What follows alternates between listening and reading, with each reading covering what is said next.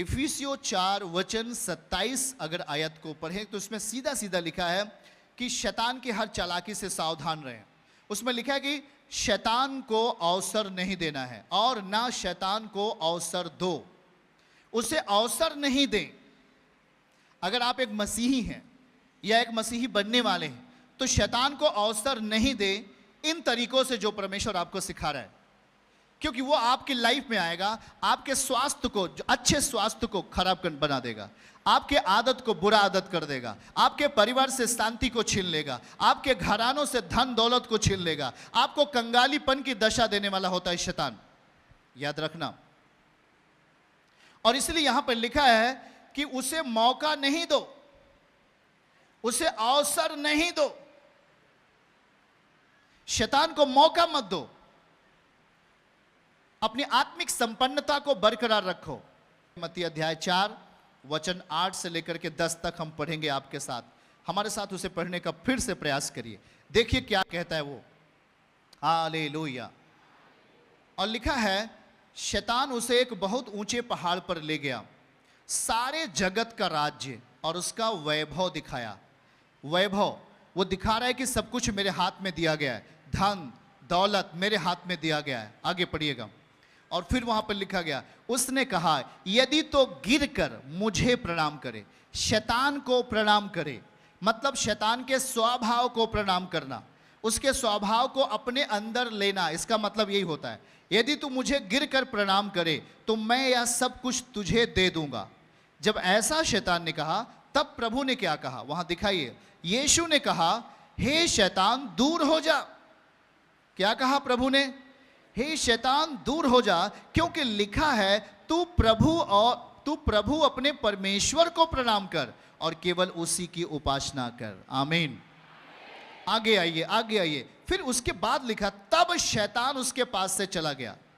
तब शैतान तब जाता है जब वचन के अनुसार उसे जवाब मिलता है।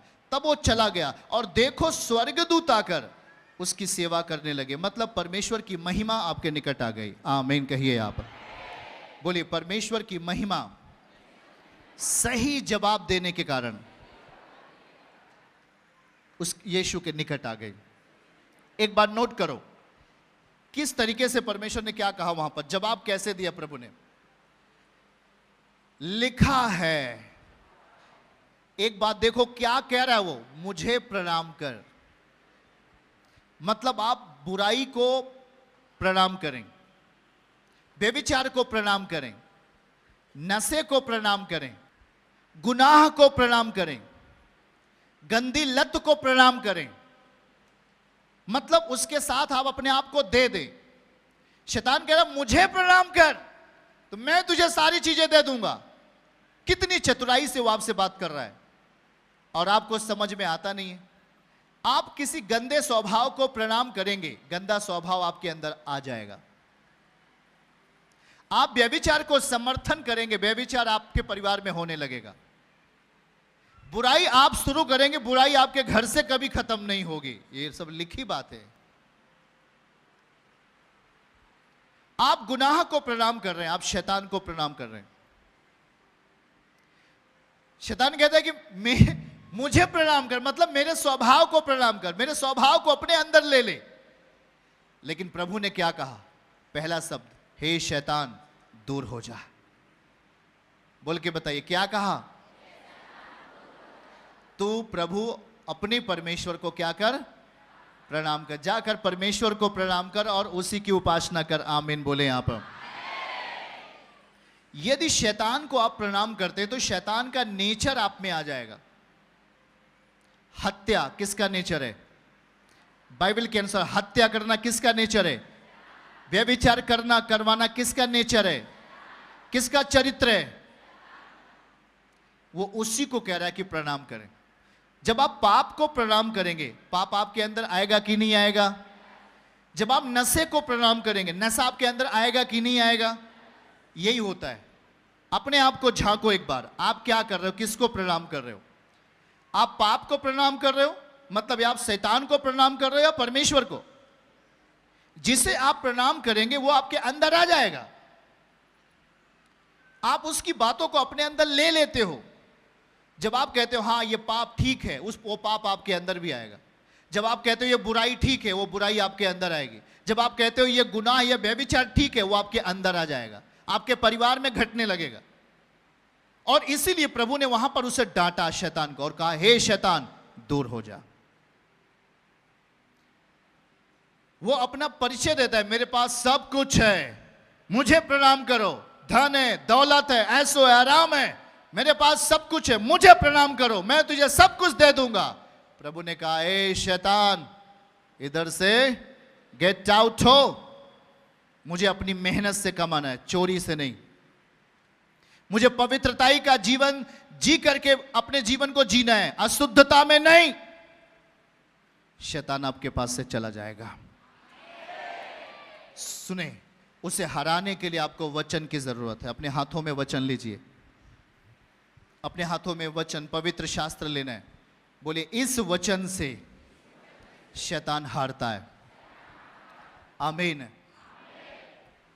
वचन से शैतान हारता है।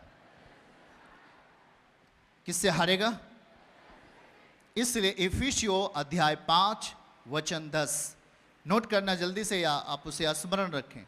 क्या लिखा है वहां पर? इफिसियों 5 वचन 10 को अगर हम पढ़ें तो वहां एक अद्भुत बात लिखा है, और यह परखो कि प्रभु को क्या भाता है। आज आप प्रभु के साथ जी रहे हो, लेकिन आपको यह बात देखना पड़ेगा कि प्रभु को क्या चीजें अच्छी लगती हैं, क्या चीजें अच्छी नहीं लगती हैं। क्या पाप के सामने झुकना यह अच्छी बात है? व्यभिचार के सामने झुकना क्या अच्छी बात है? झूठ के सामने झुकना अच्छी बात है? हाँ, हत्या का समर्थन करना अच्छी बात है? चोरी का समर्थन करना अच्छी बात है? नहीं, नहीं। प्रभु को क्या भाता है, यह वचन में लिखा। देखो, परखो प्रभु को क्या भाता है। उसने कहा कि मेरे सामने से दूर चला जा शैतान, और जाकर तू प्रभु अपने परमेश्वर को प्रणाम कर। और जब हम परमेश्वर को हम प्रणाम करते हैं तो पाप का अस्तित्व तो हमारे भीतर से खत्म होता है। यीशु मसीह के नाम में आमीन। हमारे अंदर से पाप की परिस्थितियां खत्म होती हैं, पाप का अस्तित्व तो हम में से मिटता है, अंधकार हम में से खत्म होता है, तमाम नशे की लतें हम में से चली जाती हैं, तमाम बीमारियां टूट के निकलना शुरू होती हैं। और इसलिए हम परमेश्वर के साथ जीने के लिए अपने आप को समर्पित करते हैं। जब तक समर्पित नहीं करोगे, वचन काम नहीं करेगा आपके लिए। अगर आप परमेश्वर के सामने झूठ, और या हम कहेंगे कि एक तरीके से आप फॉर्मेलिटी अदा कर रहे हो, तो आपके लिए वचन काम नहीं करेगा। लेकिन वो भाई, वो बहन के लिए वचन है जिसने कहा, प्रभु मैं तेरे लिए समर्पित होता हूं, मैं तेरे लिए समर्पित होती हूं। प्रभु तेरा वचन मेरे जीवन के लिए, आज से मेरा जीवन प्रार्थना का जीवन होगा, आज से मेरा जीवन पवित्रताई का जीवन होगा, आज से मेरा जीवन शुद्धता का जीवन होगा, आज से मेरा जीवन नशे का जीवन नहीं होगा, आज से मेरा जीवन प्रार्थना का जीवन होगा, उपवास का जीवन होगा, हाँ संगति का जीवन होगा। आप सोच लो, उसी दिन से, उसी क्षण से परमेश्वर का बल, उसके वचन की ताकत आपका हिस्सा बनेगा। यीशु मसीह के नाम में आमीन। हालेलुया। बातों को समझ रहे हैं क्या? क्यों कहा प्रभु ने लिखा है? तो लिखी हुई बात ही आपके जीवन को क्या करेगी? शोभायमान करेगी। इसलिए हर एक के पास पवित्र शास्त्र होना चाहिए, होना चाहिए पवित्र शास्त्र। जब आप इस पवित्र शास्त्र को पढ़ते हो और जब आप संगति करके वचन सुनना शुरू करते हो, शैतान का बल टूटता है। यीशु मसीह के नाम में आमीन है। चलो दिखाओ, मत्ती 8 अध्याय वचन 16। वहां देखो, आपके लिए खास पॉइंट है, उसको नोट करो। मत्ती अध्याय 8 वचन 16 आयत हम आपके लिए पढ़ेंगे। एक अद्भुत चीजें वहां लिखी गई हैं कुछ इस तरीके से। जब संध्या हुई तो उसके पास बहुत सारे लोग आए जिनमें दुष्ट आत्माएं थी, और उन आत्माओं को अपने वचन से निकाल दिया और सब बीमारों को चंगा किया। आमीन। अब जरा आप यहां नोटिस करो, यीशु मसीह ने कहा मैंने अपने वचन से निकाल दिया। आमीन। आज आपके पास किसका वचन है? बोल के बताइए, यीशु का वचन है कि नहीं? वही वचन जो शैतान को हराता है, वही वचन जो बीमारी को हराता है। आमीन है। Hallelujah, hallelujah. इस बात को ख्याल रखना है कि परमेश्वर का जो वचन है वही बीमारों को क्या करता है? चंगा करता है। और जब वचन को हम प्रणाम करते हैं तो शैतान बलहीन हो जाता है, टूट जाता है। लेकिन जब शैतान को प्रणाम करते हैं, वचन आप में ताकतवर नहीं होता। हालेलुया। यीशु ने कहा, लिखा है, लिखा है, तू अपने प्रभु परमेश्वर को प्रणाम कर और उसी की उपासना कर। और तब शैतान वहां से चला गया। आत्मा है, वचन आत्मा है। यूहन्ना अध्याय 4 वचन 24 नोट कर लो, मैं आपको दिखा रहा हूं।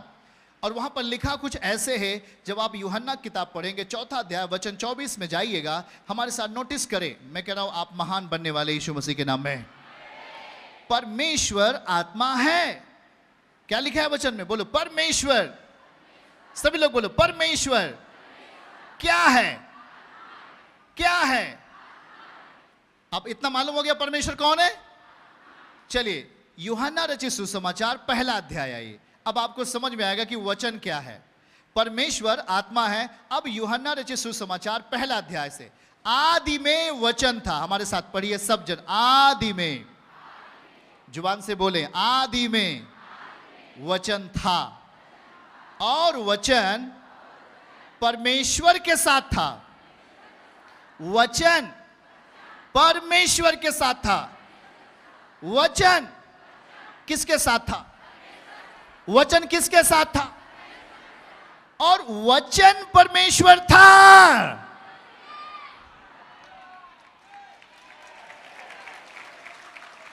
सोचो, वचन क्या है? परमेश्वर। वचन परमेश्वर था। अब यहां पर देखो दूसरा पद आइए, हमारे साथ फिर पढ़िए। बोले यही, यही, यही का मतलब वचन आदि में परमेश्वर के साथ था। परमेश्वर के साथ क्या था? वचन था।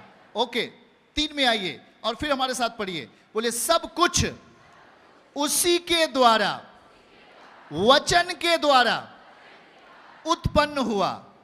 जो कुछ उत्पन्न हुआ है, उसमें से कोई भी वस्तु बिना, मतलब वचन के बिना उत्पन्न नहीं हुई। सब कुछ किसके द्वारा उत्पन्न हुई? वचन के द्वारा। आमीन बोलिए आप लोग।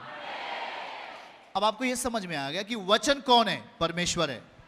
वचन आत्मा है और यह आदि से है। और जहां पर आदि से वचन लिखा है, वहां पर यीशु मसीह को रख देना है। यीशु मसीह आदि से था। आमीन। यीशु मसीह आदि से था, वचन है वो। यीशु मसीह वचन है। आमीन बोलिए। कौन है यीशु मसीह? और जब यीशु मसीह ने शैतान को जवाब दे रहा था, तो यीशु मसीह ने क्या कहा? लिखा है। अपनी बात बताइए, लिखा है।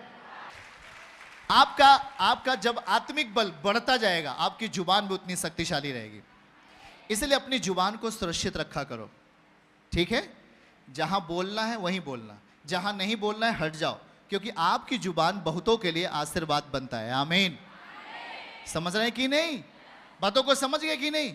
इसलिए यीशु मसीह ने शैतान को कैसे जवाब दिया? बोला लिखा है। वचन से। बोलो वचन आत्मा है, वचन यीशु मसीह है। आमीन, आमीन। तो उस यीशु मसीह के वचन को हम अपने अंदर रखेंगे कि नहीं रखेंगे?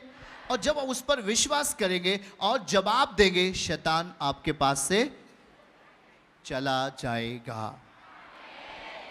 और कहेंगे नहीं नहीं नहीं, शैतान आओ मारपीट कर लेते, लड़ाई कर लेते, तो वो आपके पास से जाएगा क्या? नहीं जाएगा, वो आपको परेशान कर देगा। लेकिन जब आप वचन से, आप वचन सुन रहे हो, चर्च आ रहे हो, आपको वचन मालूम हो गया, विश्वास के साथ वचन बोलना है, शैतान चला गया। कब चला गया? जब यीशु मसीह ने जवाब दिया। कैसे जवाब दिया? गाली देके जवाब दिया गया, मारपीट किया गया। हाथ उठा के पीछे वाले बोले कैसे जवाब दिया? शैतान को कैसे जवाब देना है? क्योंकि वचन आखिर है क्या चीज? वचन क्या है? वचन आत्मा है, वचन प्रभु है। तो वचन आत्मा है, शैतान क्या है? आत्मा है, लेकिन वो बुरा आत्मा है। बुरा आत्मा को हराने के लिए पवित्र आत्मा की जरूरत पड़ेगी कि नहीं पड़ेगी? तो उसी को जवाब दिया। लोहा लोहे को क्या करता है? अतः पता लगा दुष्ट आत्मा, उसको लाठी से मार रहे हो, तो यार आत्मा लाठी उसको लगेगा भला? वो तो जिसके जीवन में उसी को लगेगा। तो शैतान को हराने के लिए, शैतान एक बुरा आत्मा है, उसे हराने के लिए पवित्र आत्मा को लेना है। आमीन बोलिए। आप बातों को समझ रहे हैं कि नहीं? आप मैं कह रहा हूं कि आप शक्तिशाली बनेंगे यीशु मसीह के नाम में। आप ऊंचे उठेंगे यीशु मसीह के नाम में। आप शक्तिशाली बनेंगे यीशु मसीह के नाम में। बोलो, परमेश्वर आत्मा है। वचन क्या है? वचन क्या है? तो यीशु मसीह ने शैतान के सामने क्या कहा? लिखा है। क्या लिखा है? उसने जवाब दिया वचन से। आपके घर में दर्द है, आपके घर में बीमारी, दुर्बलता, कुछ भी आपके लाइफ में कमजोरियां या पाप की दशाएं बलवान हो रही हैं, तो आपको अपनी जुबान से पवित्रता है। जिसके जिंदगी में व्यभिचार बार बार होता है, ध्यान से सुनिए, जिसके जिंदगी में व्यभिचार बार बार आता है, वो अपने आप को संभाल नहीं पाता। ज्यादातर अपनी जुबान से पवित्रता ही की बातें करना है। किस चीज की? पवित्रता ही की बातें करना है। सोच आता है, पाप की सोच हर एक मनुष्य के अंदर आ सकता है, पर वो पाप की सोच को गतिमान मत बनाओ अपने दिमाग के अंदर। याद रखना। हालेलुया। बातों को समझ रहे कि नहीं? जैसे कि उदाहरण के लिए मधुमक्खी आपके सर के ऊपर क्या कर रही है? मंडरा रही है, मंडरा रही है, मंडरा रही है, मंडरा रही है, पर उसे अपने सर के ऊपर बैठने मत दो। उसे अपने इस पर जगह नहीं देना। अगर इस पर जगह आपने दे दिया, वो आपको काट लेगी या अपना असर दिखाएगी। बातों को समझ रहे कि नहीं? इसीलिए पाप मंडराता रहे, कोई दिक्कत नहीं, पर पाप को अपने नेचर के अंदर, अपने स्वभाव के अंदर गतिमान नहीं होने देना। हर मनुष्य के अंदर पाप की प्रवृत्ति आ सकती है, सोच आ सकती है, लेकिन याद रखो कि पाप, जैसे कि मैं बता रहा हूं उदाहरण के लिए, उससे अगर मक्खी मंडरा रही है तो मंडराने दो, पर क्या करते रहो? सर को हिलाना बंद मत करो। अगर आपने बंद कर दिया तो आपके सर पे ऊपर क्या हो जाएगी? बैठ जाएगी। सर को क्या करते रहो? हिलाते रहो। मधुमक्खी या मक्खी आपके सर के ऊपर नहीं बैठेगी। अगर आप चाहते हो कि नहीं जी बैठ जाए, इसका मतलब यह है कि अगर आपके मन मस्तिष्क में पाप का आत्मा मंडरा रहा है और आप शांतमय तरीके से उस पाप को रिसीव कर रहे हो और अपने अंदर बलवान बना रहे हो, वो आपके शरीर को पाप में लेके चला जाएगा। लेकिन जिस समय अगर वो मंडरा रहा है, उसे क्या करना है? यीशु मसीह के नाम से कैंसिल करना है और भगाना है। आमीन है। पाप की परिस्थिति अगर आपके दिलो दिमाग में छाती है, उसे तुरंत हमें कैंसिल करना है। पाप करने का आपको मन होता है, तुरंत कैंसिल करो। यीशु को बीच में लाओ, तुरंत लाओ। यीशु के नाम से यह बुरा भावना खत्म होता है। आमीन। और जब आप ऐसे तुरंत उसे डांटोगे, वो तुरंत आपके मन से खत्म हो जाएगा, चला जाएगा। आमीन है। बातों को समझ रहे कि नहीं? इसलिए आपको यह ध्यान देना है कि हमें वचन के साथ सेवकाई करना है। वचन के साथ आपको जीना पड़ेगा। आपको अपने घर पर वचन के साथ रहना पड़ेगा। आप खेत में हो तब भी वचन के अंडर, मतलब वचन के अधीन रहो। कहीं भी अगर आप आते हो, जाते हो, कुछ काम करते हो, वचन के बाहर नहीं जीवन है, वचन के अंदर जीवन है। आमीन। क्या कहता है प्रभु, उसी के आधार पर हमें अपने आप को चलाना है। क्या कहता है उसका वचन, उसके आधार पर हमें अपने आप को शामिल करना है। आप हारोगे नहीं, आप जीतोगे। चर्च की सभी प्रार्थनाओं को और परमेश्वर के दास के द्वारा टीचिंग सुनने के लिए और अपडेट्स को जानने के लिए हमारे इस चैनल को सब्सक्राइब करें और साथ में बेल आइकन को दबाएं, ताकि जब भी लाइव प्रार्थना हो तो सबसे पहले आप देख सकें।